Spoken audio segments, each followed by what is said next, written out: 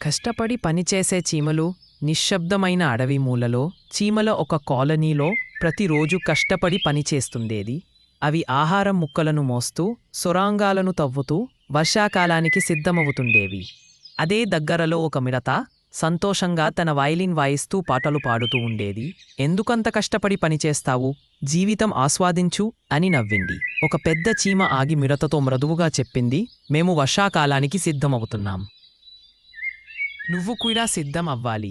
కాని మిడత నవ్వుతూ పాటలు పాడుతూనే ఉండిపోయింది. కొద్ది రోజుల తర్వాత మబ్బులు కమ్ముకున్నాయి. భారీ వర్షం పడింది.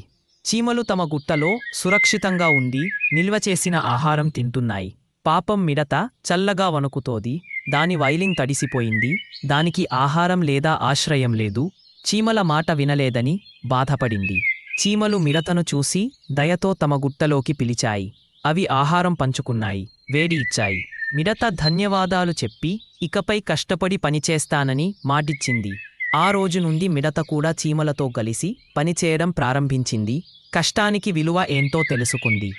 కష్టపడి పనిచేసిన వారికి ఫలితం తప్పక లభిస్తుంది.